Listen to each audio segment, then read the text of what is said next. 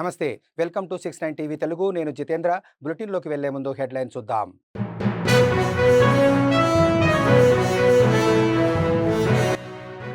ఎస్సీలకు జరిగిన అన్యాయాన్ని సరిదిద్దే ప్రయత్నం చేస్తున్నామన్న తెలంగాణ సీఎం. వర్గీకరణలో అత్యున్నత న్యాయస్థానాన్ని మెప్పించామన్న రేవంత్ రెడ్డి.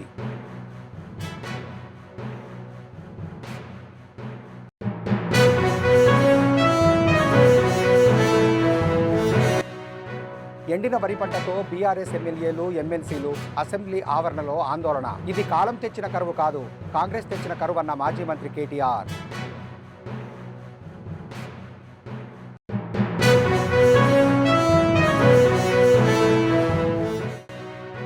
క్రీడల్లో ప్రతి ఓటమి మరో గెలుపుకు నాంది పలుకుతుంది. ఉద్యోగులు పనితో పాటు క్రీడల్లో కూడా రాణించాలన్న తెలంగాణ ట్రాన్స్కో సీఎండీ.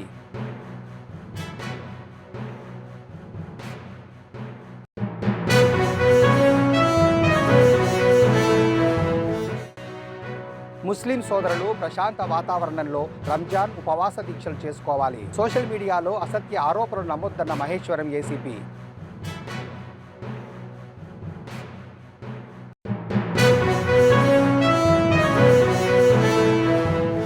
ఎస్సీలకు జరిగిన అన్యాయాన్ని సరిదిద్దే ప్రయత్నం చేస్తున్నామని తెలంగాణ సీఎం రేవంత్ రెడ్డి అన్నారు. ఎస్సీ వర్గీకరణపై హైదరాబాద్లో నిర్వహించిన మీడియా సమావేశంలో ఆయన మాట్లాడారు. ఎస్సీ వర్గీకరణపై సుప్రీంకోర్టులో రాష్ట్ర ప్రభుత్వం తరపున బలంగా వాదనలు వినిపించామని, ఏళ్లుగా వాయిదా పడుతున్న కేసులో బలమైన వాదనలతో అత్యున్నత న్యాయస్థానాన్ని మెప్పించామన్నారు. బీజేపీ ప్రభుత్వాలు ఉన్న చోట కూడా ఎస్సీ వర్గీకరణ అమలు చేయలేదన్నారు. ఎస్సీ వర్గాలకు నేను సీఎంగా ఉన్నప్పుడైనా న్యాయం చేయాలని బలంగా నమ్మానని తెలిపారు.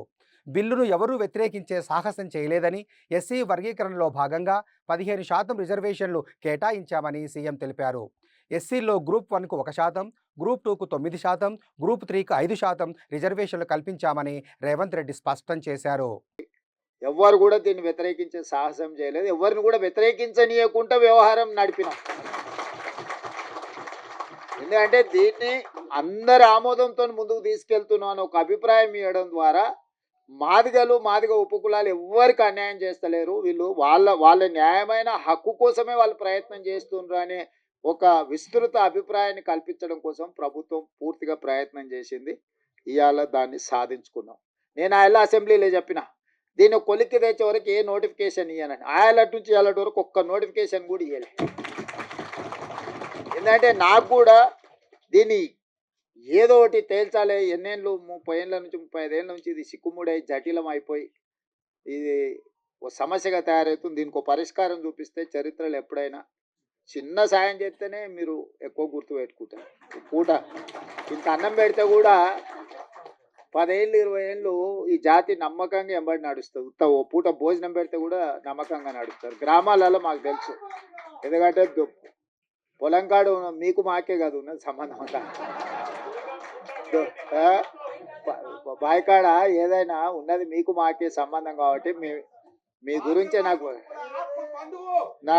పూర్తిగా అవగాహన.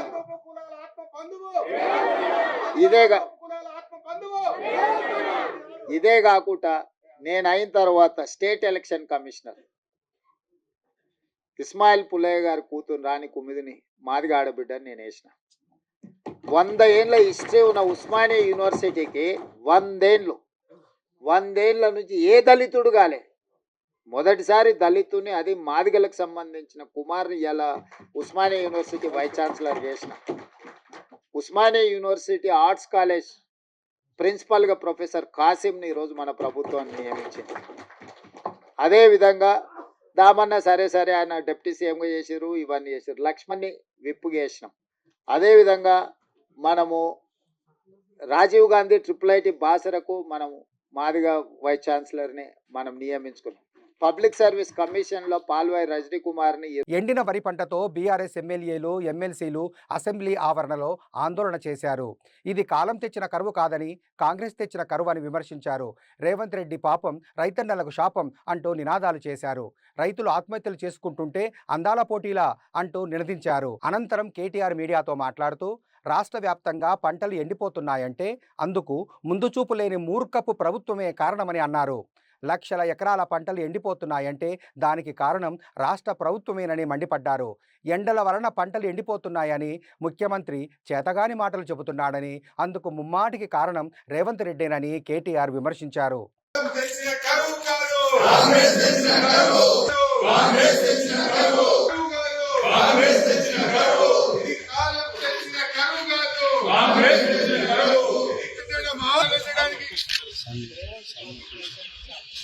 రేవంత్ రెడ్డి పాపం రైతన్నకు శాపం రేవంత్ రెడ్డి పాపం రైతన్నకు శాపం రేవంత్ రెడ్డి పాపం రైతన్నకు శాపం రేవంత్ రెడ్డి పాపం రైతన్నకు శాపం రేవంత్ రెడ్డి పాపం రైతన్నకు శాపం రేవంత్ రెడ్డి పాపం రేవంత్ రెడ్డి పాపం. ఆ ప్రాంత నాయకులు రాజయ్య గారు అందరూ పోయి ఈ దున్నపోతు లాంటి ప్రభుత్వాన్ని మొద్దు నిద్ర నుంచి లేపేదాకా 35 రోజుల తర్వాత మొద్దు నిద్ర లేచి ఆఖరికి పంపులు చాలు చేస్తే ఇలా 600 కోట్ల నష్టం, పంట నష్టం ఒక్క జనగామ జిల్లాలో వచ్చింది.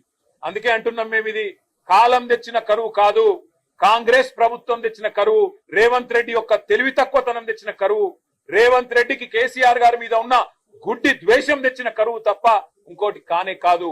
అటు గోదావరిలో ఇటు కృష్ణలో రెండు వైపులా కూడా ఇవాళ రాష్ట్ర వ్యాప్తంగా పంటలు ఎండుతున్నాయంటే ఖచ్చితంగా దానికి కారణం ముందు చూపు లేని ఈ సన్నాసి ప్రభుత్వం, ముందు చూపు లేని మూర్ఖపు ప్రభుత్వం అని చెప్పక తప్పదు.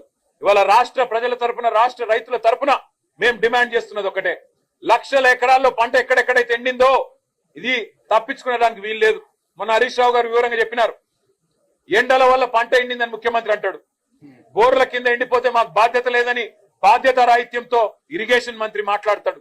మేము రాష్ట్ర ప్రజల తరపున, రాష్ట్ర రైతుల తరపున ముఖ్యమంత్రిని, ప్రభుత్వాన్ని ఒకటే అడుగుతా ఉన్నాం. Telangana Transco, discom inter circle women's games, cultural competition, జిల్లా స్థాయి విద్యుత్ ఉద్యోగుల కల్చరల్ ప్రోగ్రామ్స్ ముగిశాయి.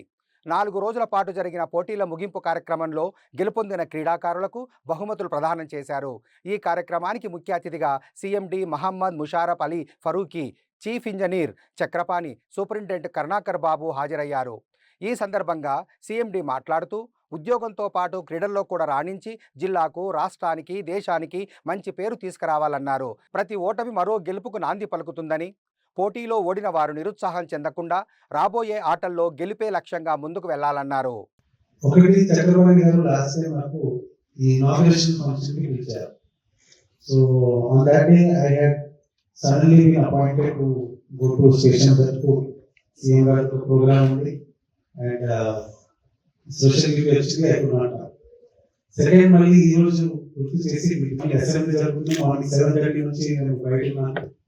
But I ensure that I come here just to convey one message, that sports are extremely important for all of us. And on one side, I really appreciate the organizers for bringing in everybody and participating in this. At the same time, I also have a grievance that only 180 have participated, though we have thousands of employees working. ఈ PG Transco and discoms inter circle women games and women and men cultural programmes, ఈ events 3 days programme ఇది. యాక్చువల్గా total 18 teams participate చేస్తున్నాయి. మరి ఈ కార్యక్రమానికి మాకు ముఖ్య అతిథులుగా, గెస్ట్ ఆఫ్ ఆనర్గా ఇది డైరెక్టర్ ప్రాజెక్ట్స్ నందకుమార్ గారు, డైరెక్టర్ కమర్షియల్ సాయిబాబా గారు రావడం జరిగింది. అట్లనే మా గెస్ట్ ఆఫ్ ఆనర్ మా chief engineer metro zone Chakrapani గారు వచ్చారు. వారికి మా ధన్యవాదాలు తెలియజేస్తున్నాను. ప్రశాంత వాతావరణంలో రంజాన్ ఉపవాస దీక్షలు నిర్వహించుకోవాలని మహేశ్వరం ఏసీపీ పిలుపునిచ్చారు. ముస్లిం సోదరులు ప్రార్థన సమయాల్లో ఎలాంటి ఇబ్బందులు కలగకుండా అన్ని చర్యలు తీసుకుంటున్నామని తెలిపారు. సోషల్ మీడియాలో అసత్య ప్రచారాలను ఎవరు కూడా నమ్మవద్దన్నారు. ప్రార్థనా మందిరాల వద్ద ఎక్కువ మంది గుమిగూడకుండా చూసుకోవాలని తెలిపారు. బాలాపూర్, పహడీ షరీఫ్, ఎర్రకుంట, జల్పల్లి ప్రాంతాలలో అన్ని కట్టుదిట్టమైన బందోబస్తులను ఏర్పాటు చేసినట్లు ఏసీపీ తెలిపారు. ఫెస్టివల్ సందర్భంగా ముస్లిం సోదరులందరికీ కూడా రంజాన్ శుభాకాంక్షలు. ముఖ్యంగా ఈ రంజాన్ పండుగ సందర్భంగా మనకు ఉదయం మరియు సాయంత్రం ఎక్కువగా ఈ రోజా విడవడానికి చాలా మంది ప్రేయర్స్ కోసము రావడము, తర్వాత ఈ ట్రాఫిక్, తర్వాత ఇవన్నీ కూడా ఎలాంటి ఇబ్బందులు లేకుండా మేము పూర్తి స్థాయిలో మా ఏరియాలో ముఖ్యంగా Balapur, Srisailam highway, Balapur, Shaheen Nagar, Errakunta, royal colony, ఈ పాడి షరీఫ్, తర్వాత జల్పల్లి, ఈ ఏరియాల్లో మేము పూర్తి స్థాయిలో పికెట్స్, బందోబస్తు ఇవన్నీ కూడా పెట్టుకోవడం జరిగింది. అందరు కూడా ఇప్పటి వరకు 2 వారాలు చాలా ప్రశాంతంగా ఎంతో వాళ్ళు నిష్ఠతో ఈ యొక్క ఫెస్టివల్ ని జరుపుకుంటా ఉన్నారు. అందరికీ ప్రత్యేకంగా ధన్యవాదాలు. అదేవిధంగా మిగతా అందరు కూడా వీళ్ళతో సహకరిస్తూ ప్రతి విషయంలో ఏది ఉన్నా కూడా మాకు ఇమ్మీడియట్ గా సమాచారము తెలియజేస్తున్నారు. అదేవిధంగా మీడియా సోదరులు వీళ్ళందరూ కూడా ఎప్పటికప్పుడు ఏదైనా ఉంటే కూడా మా దృష్టికి తీసుకొచ్చి దాని మీద మేము ఇమ్మీడియట్ గా యాక్షన్ తీసుకునేటట్టు చేస్తున్నారు. మిగతా డిపార్ట్మెంట్లతో కూడా మేము కోఆర్డినేషన్ చేసుకొని ఈ పండుగ పూర్తయ్యేంత వరకు మేము అన్ని రకాలైనటువంటి తెలంగాణ అసెంబ్లీలో ఈ రోజు ఉదయం ఆర్థిక మంత్రి భట్టి విక్రమార్క 2025-26 వార్షిక బడ్జెట్ను ప్రవేశపెట్టారు. కాంగ్రెస్ ప్రభుత్వంలోకి వచ్చిన తర్వాత ప్రవేశపెట్టిన ఈ రెండో బడ్జెట్పై మాజీ మంత్రి, బీఆర్ఎస్ వర్కింగ్ ప్రెసిడెంట్ కేటీఆర్ స్పందించారు. భట్టి విక్రమార్క ప్రవేశపెట్టిన ఈ బడ్జెట్లో 6 గ్యారెంటీలను మర్చిపోయారు. 100 రోజుల్లో 6 గ్యారెంటీలు అని ఇచ్చిన మాటలను ఈ బడ్జెట్లో పాతరేశారని విమర్శించారు. అలాగే ఈ బడ్జెట్ చూసిన తర్వాత తెలంగాణ మహిళలు, వృద్ధులు నిరాశకు గురి అయ్యారని అన్నారు. అలాగే కాంగ్రెస్ ప్రభుత్వం ఇచ్చిన 420 హామీల గురించి బడ్జెట్లో ఎక్కడా నిధులు కేటాయించలేదని, ప్రజలకిచ్చిన హామీలను గాలికి వదిలేశారని కేటీఆర్ మండిపడ్డారు. కాంగ్రెస్ ప్రభుత్వం ఇచ్చిన తులం బంగారం పథకం, 4000 పింఛన్, మహిళలకు 2500 పథకాలకు ఈ బడ్జెట్లో ఎటువంటి కేటాయింపులు చేయలేదని కేటీఆర్ మండిపడ్డారు. ఈ రెండవ బడ్జెట్ చూసిన తర్వాత రాష్ట్ర వ్యాప్తంగా ఉండే మహిళలు 2500 రూపాయలు 100 రోజుల్లో ఇస్తామని చెప్పి ఏ హామీ ఇచ్చైతే మహిళల ఓట్లు వేయించుకొని గెలిచినారో వారందరూ కూడా ఇవాళ పూర్తి స్థాయిలో హతాశులైపోయిన పరిస్థితి. అదేవిధంగా రాష్ట్రంలోని పెద్ద మనుషులు 4000 రూపాయల పెన్షన్ 100 రోజుల్లో వస్తుందని ఎదురు చూసిన వారందరికి కూడా ఈరోజు దాదాపు 500 రోజుల తర్వాత గోవిందా గోవిందా 4000 పెన్షన్ అనేది అర్థమైపోయిన పరిస్థితి. ఇంకొక మాటలో చెప్పాలి అంటే ఈ బడ్జెట్లో ఇచ్చిన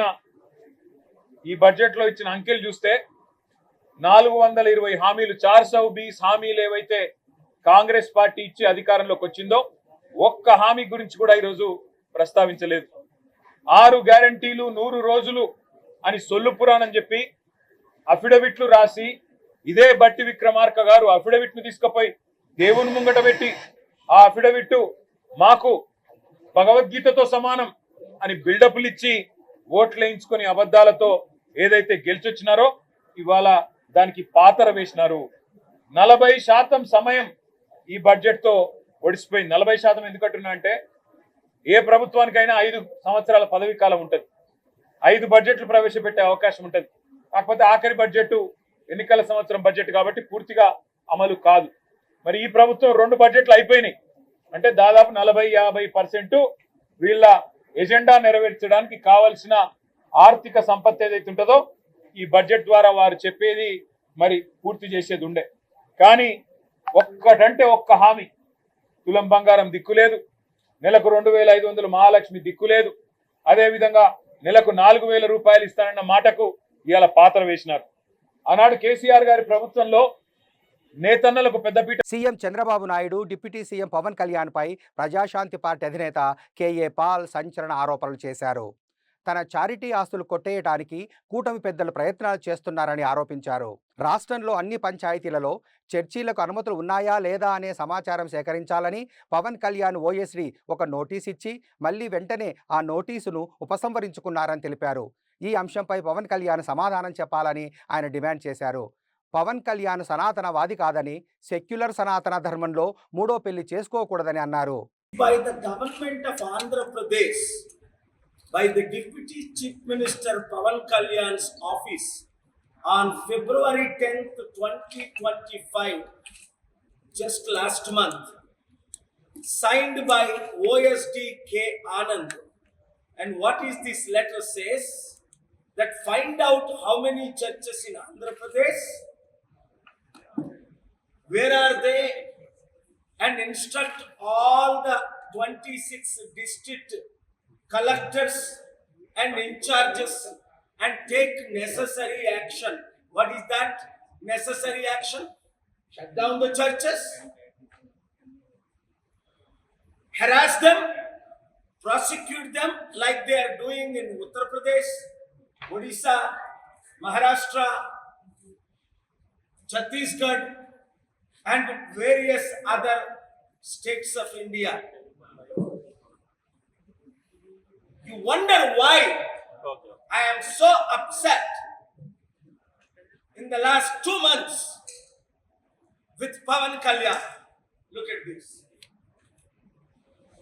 He is creating fight between peace-loving Hindus, peace-loving Christians, and peace-loving Muslims. And then on March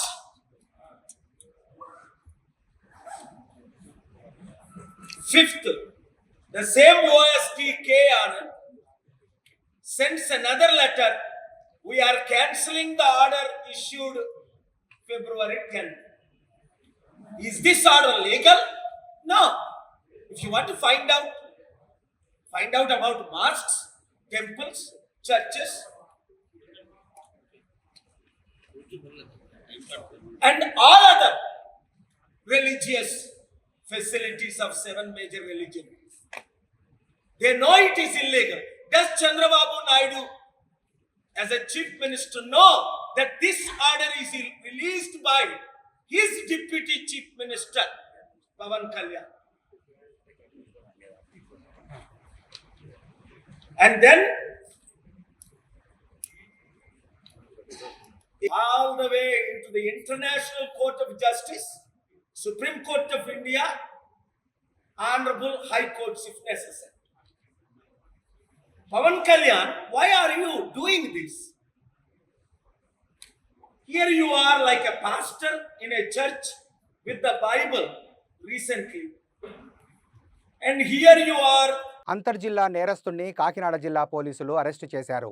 Kakinada rural circle కార్యాలయంలో ఏర్పాటు చేసిన మీడియా సమావేశంలో జిల్లా ఎస్పీ బిందు మాధవ్ మాట్లాడుతూ, విశాఖపట్నంకు చెందిన చిటికెల నాగేశ్వరరావు గతంలో చైతన్య గోదావరి బ్యాంకులో ఉద్యోగం చేసేవాడని, ఉమ్మడి పశ్చిమ గోదావరి జిల్లాలో పనిచేసేటప్పుడు ఆన్లైన్ బెట్టింగ్, ఇతర వ్యసనాలకు అలవాటు పడి సుమారు 900 గ్రాముల బంగారాన్ని అధికార దుర్వినియోగం చేశాడని, ఆ బంగారానికి సంబంధించి 40 లక్షలు బ్యాంకు కట్టాడని, ఆ డబ్బులు ఎలాగైనా సంపాదించాలనే ఉద్దేశంతో ఇప్పటి వరకు పలు చోరీలు చేశాడని ఎస్పీ తెలిపారు. ఫిబ్రవరి నెల 9వ తారీఖున ఏలేశ్వరం పోలీస్ స్టేషన్ పరిధిలో ఉన్న సిద్ధనాథ్ జ్యువెలర్స్ షాప్లో బంగారం మరియు వెండి వస్తువులు దొంగతనం జరిగింది. దాని నిమిత్తం ఏలేశ్వరం పోలీస్, అట్లానే అన్నవరం ఎస్ఐ గారు, అలాంగ్ విత్ సర్కిల్ ఇన్స్పెక్టర్ గారు అండ్ డిఎస్పీ గారు, వీళ్ళందరూ టీమ్స్ ఫామ్ చేసుకొని ఆ ముద్దాయిల్ని పట్టుకునే క్రమంలో ఆ రోజు నుంచి విచారించి 18వ తారీఖున 2 ముద్దాయిల్ని అరెస్ట్ చేయడం జరిగింది. కరణం కుమార్ అలియాస్ గోళ్ళ అమర్ రాజ్ కుమార్ అలియాస్ గవ్వల అమర్ రాజ్ కుమార్ ఈయనొకళ్ళు, అట్లనే గుమ్మళ్ళ వెంకట సుబ్బయ్య అలియాస్ శేషు, వీళ్ళిద్దరిని అరెస్ట్ చేసి 11.5 కేజీల వెండి, అట్లనే 66.5 గ్రాముల బంగారాన్ని రికవర్ చేయడం జరిగింది. ఈ కేసులో ముద్దాయిలుగా అరెస్ట్ అయిన వాళ్ళలో A1 కరణం కుమార్ మీద ఇంతకు ముందరే 30 వరకు దొంగతనం కేసులు ఉన్నాయి.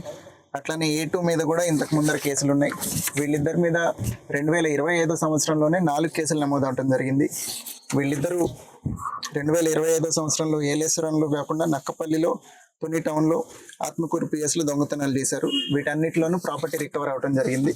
విశాఖ పోర్ట్ హాస్పిటల్ ప్రైవేటీకరణ ఆపాలని, రీటెండర్ను తక్షణమే రద్దు చేయాలని united port dock workers union నేతలు డిమాండ్ చేశారు. విశాఖ పోర్ట్ హాస్పిటల్ను ప్రైవేటీకరించేందుకు కేంద్ర ప్రభుత్వం చేపడుతున్న ప్రయత్నాలను తీవ్రంగా ఖండిస్తున్నామని యూనియన్ నేతలు చెప్పారు.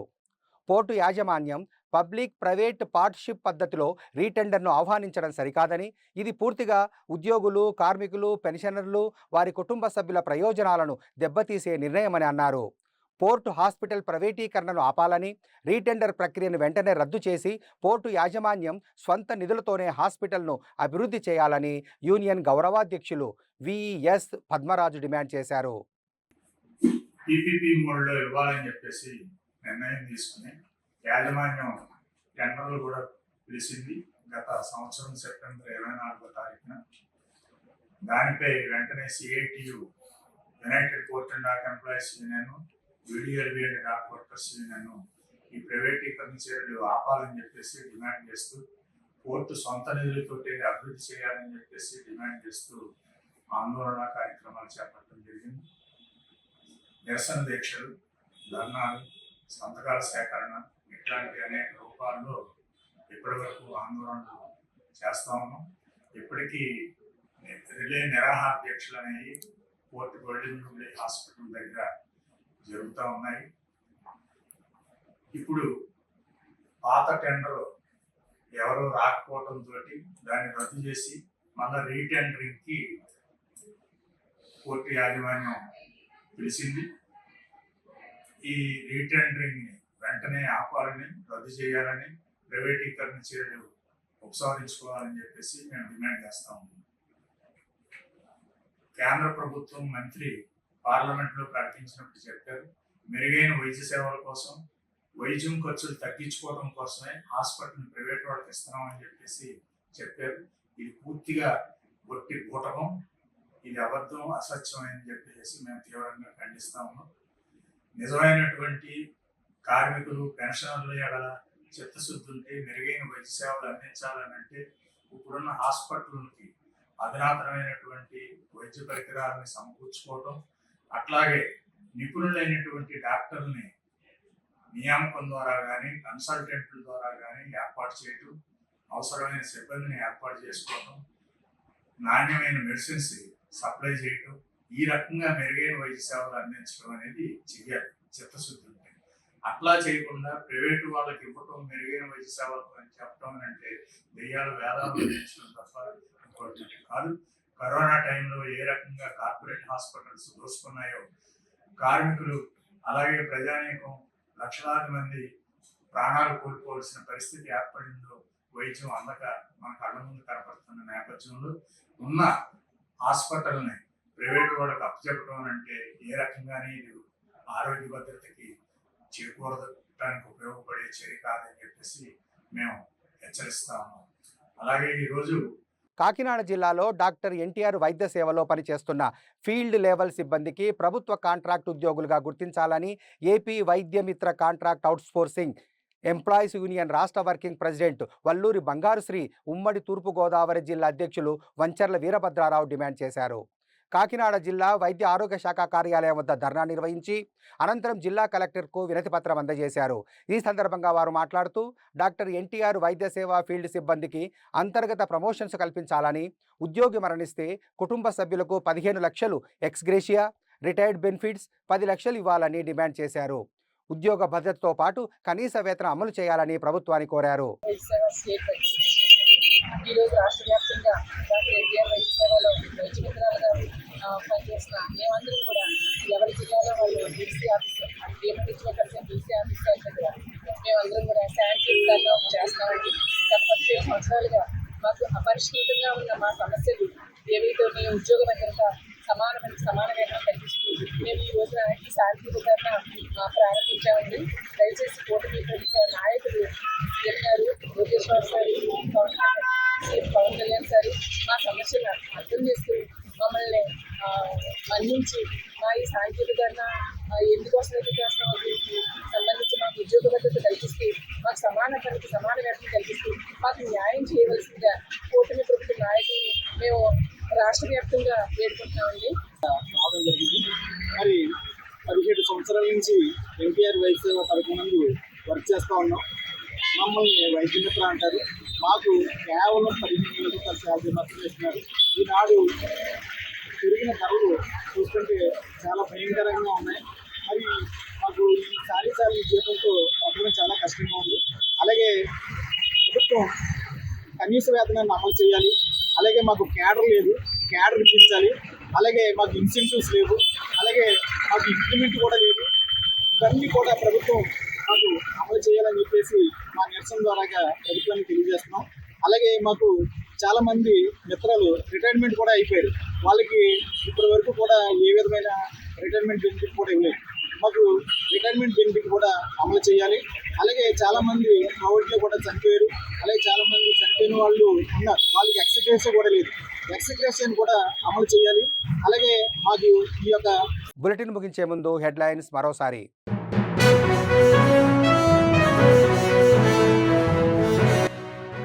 ఎస్సీలకు జరిగిన అన్యాయాన్ని సరిదిద్దే ప్రయత్నం చేస్తున్నామన్న తెలంగాణ సీఎం. వర్గీకరణలో అత్యున్నత న్యాయస్థానాన్ని మెప్పించామన్న రేవంత్ రెడ్డి.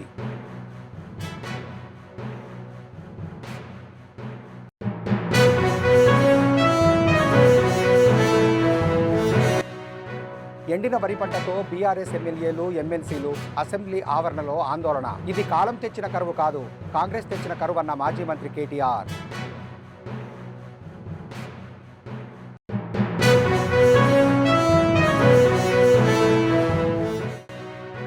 క్రీడల్లో ప్రతి ఓటమి మరో గెలుపుకు నాంది పలుకుతుంది. ఉద్యోగులు పనితో పాటు క్రీడల్లో కూడా రాణించాలన్న తెలంగాణ ట్రాన్స్కో సీఎండీ.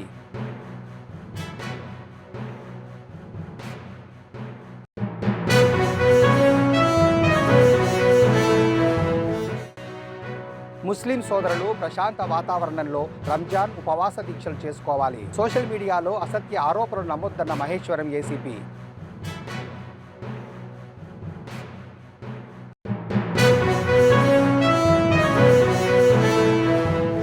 మరిన్ని అప్డేట్స్ కోసం చూస్తూనే ఉండండి 69 టీవీ తెలుగు.